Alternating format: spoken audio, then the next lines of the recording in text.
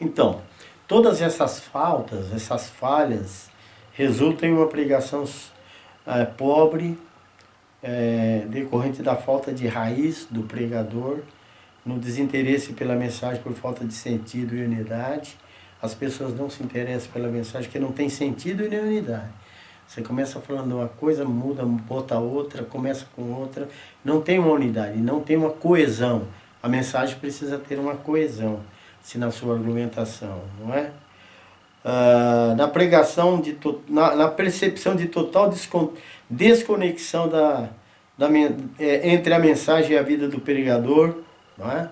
Às vezes isso aí você vê coisas desse jeito. Se por acaso você for pregar em alguma coisa para alguém que você conhece, num grupo de pessoas que sabem da sua vida, a primeira coisa que a gente tem por obrigação não é deixar de pregar, é se juntar àqueles que vão ouvir a mensagem para que você seja igual a eles. Não, você às vezes pode pregar a mensagem que você não está 100% vivendo aquilo. Se as pessoas te conhecem, a primeira coisa é que você deve se dispor para ser transformado por a sua própria mensagem. Deus está falando pela palavra dele, né?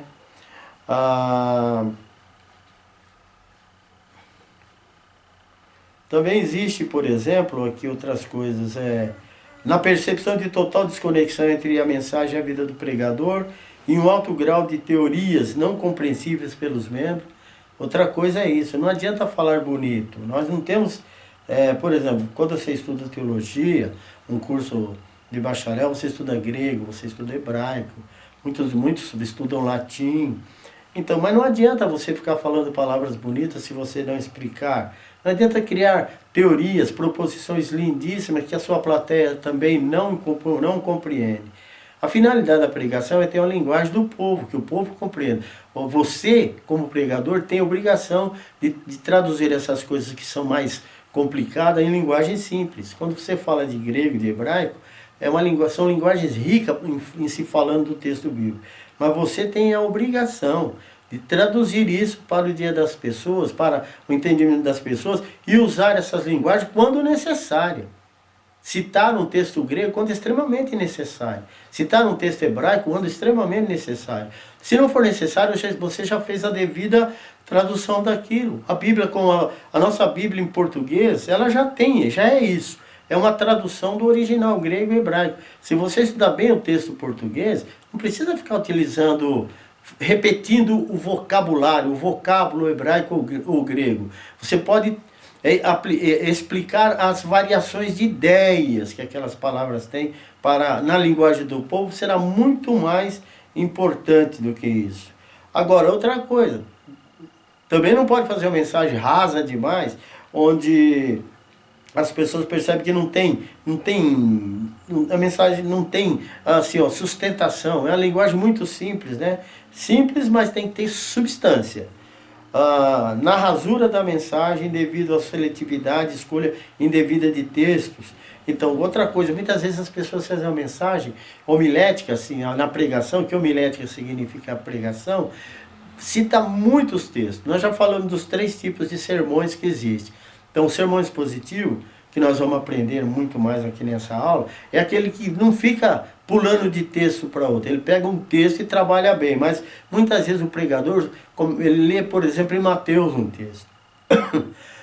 E ele fica citando texto desde o Apocalipse, desde do livro de Gênesis até Apocalipse, mas só cita 50, 60 passagens da pregação, que cada vez mais vai distanciando ele daquele primeiro versículo que ele leu, e isso se torna uma mensagem muito superficial, incompreensível, e demonstra muito bem que o pregador não sabe o que ele está fazendo. Então, para você que está querendo aprender pregação, esse tipo de coisa não se faz. Isso não demonstra que você tem conhecimento bíblico e você está falando de forma correta. Outras coisas que atrapalham a pregação, a homilética, é a falta de uma ordem que faça o momento da mensagem uma prioridade e um momento agradável e não enfadonho, pois ocorre quando todos já estão estressados no culto e, por último, na execução e apresentação de mensagens de última hora, que reflete a falta de responsabilidade na preparação de mensagem. Por exemplo, Sobrou 5 minutos do culto, aí o pregador vai pregar. Não tem jeito. O resto do tempo é para o pregador. Não tem pregador que consiga fazer isso. E você, como pregador, quando fizerem isso com você, você não aceita. O culto teve 2 horas de culto. Tanta gente falaram tanta coisa. Aí, quando está faltando 10 minutos para terminar o culto, a não ser que você combinou com o dirigente do culto, o pastor. Mas se não foi, porque precisa respeitar, você sobra o resto. Você não pode, você tem que falar tão rápido que não dá, né? Outra coisa, essa mensagem de última hora que eu já falei, que complica as pessoas. Outra coisa que eu disse aqui agora me lembra, as pessoas estão cansadas. Já ouviu 2 horas e 1 hora e 45 minutos de coiseiras que foram ditas. Aí sobra um tempinho para você, as pessoas já não aguentam mais. Então a mensagem em todas as igrejas deveria ter um lugar especial. É a palavra de Deus que vai ser lida. E você também tem que ser uma pessoa muito aplicada nisso, porque é um tempo muito importante para ser utilizado. Então não pode ser de qualquer jeito, né? A natureza da homilética é a teoria e a prática da pregação, cuja essência é a revelação do poder e da justiça de Deus para todo ser humano. Olha só como é importante. A natureza da homilética, da pregação, é a teoria e a prática. A teoria porque nós vamos construir o sermão a partir de um texto. E nós vamos pregar esse texto de forma clara que ela se torne ferramenta prática para os ouvintes. A prática da pregação é a construção de entendimentos e de ferramentas práticas, objetivos para os ouvintes utilizar na sua vida. E essa ferramenta é a própria vontade de Deus, a própria palavra de Deus. É a compreensão da essência e da revelação do poder e da justiça de Deus para a nossa vida. Então você vê, não é uma coisa sem importância. Romanos capítulo 1, versículo 16, Paulo fala disso. A pregação no Novo Testamento, ela é definida de 4 formas diferentes. Com o verbo querisso, que significa proclamar, anunciar, tornar conhecido, e está relacionado a uma pessoa que tinha a responsabilidade de anunciar a notícia em voz alta para que todos conhecessem. Então, primeiro sentido de pregação, esse sentido de anunciar, de proclamar, né, de fazer conhecido, né? Também tem o termo evangelizomai. Evangelizomai, os dois termos, querisso ou querusso, evangelizomai são grego. Significa evangelizar, o que coloca a evangelização no mesmo nível e responsabilidade da pregação. Quando você evangeliza, não é só uma notícia qualquer. Evangelizar vem do verbo do evangelho, que é boa nova. É trazer um conteúdo de boa nova. Juntando com querisso, é proclamar a boa nova, é anunciar a boa nova. E essa boa nova é a boa nova de salvação em Cristo Jesus. O outro termo é marturem, ou martyrem, que significa a pregação como testemunho. Vem de mártir. Pregação como testemunho. Pois segundo o Novo Testamento, as testemunhas eram qualificadas pela experiência a compartilhar com credibilidade sobre a verdade do Evangelho a ser respeitado pelos ouvintes. Então, quando você prega, você é testemunha. Então, essa palavra martyring, né? Esse vocábulo significa também um sentido de homilética, de testemunhar de uma verdade que vale a pena ser testemunhada, que você já tem conhecimento e experiência. E por fim, tem o uso do verbo didasken, né? O verbo didasken representa o aspecto do ensino e da instrução que pode haver na pregação, na homilética. Então, olha, tudo isso tem que compor aquilo que nós chamamos de homilética, né?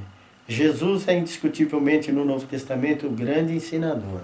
E ele pregava. Então, você pode ter sermões que atendam mais especificamente cada negócio desse, cada divisão, cada sentido, né? Querisso, evangelizomai, martirem e também o didasken. Em termos de alvo, podemos dizer que o da homilética é o mesmo da mensagem evangélica, ou seja, o conhecimento de Deus e de Jesus com uma finalidade que as pessoas conheçam, e sejam salvos e também seja assistido em sua vida diária através da nutrição, da comunhão, motivação e santificação de sua vida cristã. Então, a pregação é muito importante. A pregação não é só o exercício de uma capacidade humana fantástica que envolve pessoas, que chama atenção, que faz as pessoas babarem diante daquele que está falando. Não, ela tem que ter um conteúdo muito sério.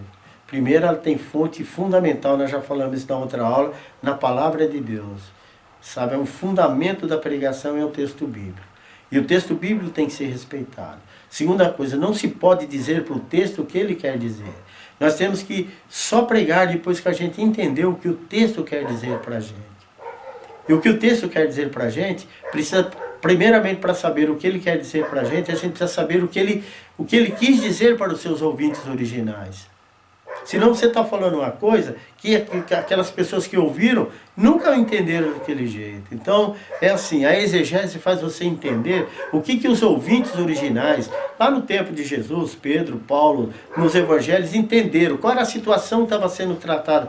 Qual foi o ensinamento que eles tiraram daquilo. Depois que você entendeu isso, aí você vai fazer aquilo que a hermenêutica ensina. Você vai fazer uma aplicação daquilo para o nosso contexto, para o nosso dia. O que isso quer dizer para nós? Então, isso é o respeito que a gente tem que ter pelo texto. Então, aí fazendo isso, como nós aplicamos isso no nosso dia a dia?